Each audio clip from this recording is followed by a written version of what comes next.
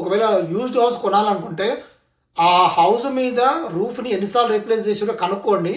ఎందుకంటే ఆ హౌస్ మీద రూఫ్ రీప్లేస్ చేసిన దాన్ని బట్టి కూడా మనకి ఇన్సూరెన్స్ పెరుగుతుంది.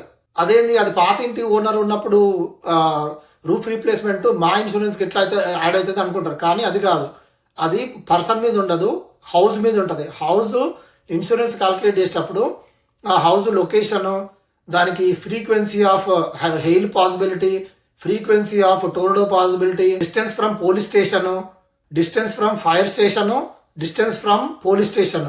సో అండ్ ఆ ఇల్లు రోడ్డు కార్నర్లో ఉందా, ఒకవేళ ఏదైనా రోడ్డుకి అడ్డంగా ఉందా. సో ఇట్లా రకరకాల థింగ్స్ ఉంటాయి. ఎప్పుడైనా ఇల్లు మీ ఇంటికి లెఫ్ట్లో ఒక ఇల్లు ఉండేటట్టు, రైట్లో ఒక ఇల్లు ఉండేటట్టు, ఓకే, అపోజిట్లో ఇల్లులు ఉండేటట్టు, బ్యాక్ సైడ్ ఇల్లు ఉండేటట్టు, ఇట్లున్న లొకేషన్లో కొంటే ఆ ఇంటికి ఇన్సూరెన్స్ తక్కువ ఉంటుంది. ఎందుకు ఉంటుంది అంటే ఏ టైప్ ఆఫ్ సిచ్యువేషన్ వచ్చినా పక్కన ఇల్లు దాటిన తర్వాతనే మన ఇంటి వరకు రావాలి, అది ఏదైనా సరే, ఓకే. అందుకని చెప్పేసి ఇన్సూరెన్స్లు ఇట్లా మిడిల్లో ఉన్న ఇళ్ళకి తక్కువ ఉంటాయి. కార్నర్ హౌసెస్ లేకపోతే రోడ్ల పక్కన ఉన్నవి, రోడ్డుకి అడ్డంగా ఉన్నవి, ఎందుకంటే వాటికి ఇన్సూరెన్స్ ఎక్కువ ఉంటుంది. ఎందుకంటే కారు ఎవరైనా డ్రైవ్ చేసేటప్పుడు అటు ఇటుగా డ్రైవ్ చేసి అడ్డంగా వచ్చింది అనుకో మీ ఇంటికి గుద్దుకుంటుంది. అందుకని చెప్పేసి ఇన్సూరెన్స్ రేట్స్ మీ ఇల్లు ఉన్న డైరెక్షను, లొకేషను, పక్కనున్న సరౌండింగ్స్ని బట్టి కూడా డిపెండ్ అయి ఉంటుంది.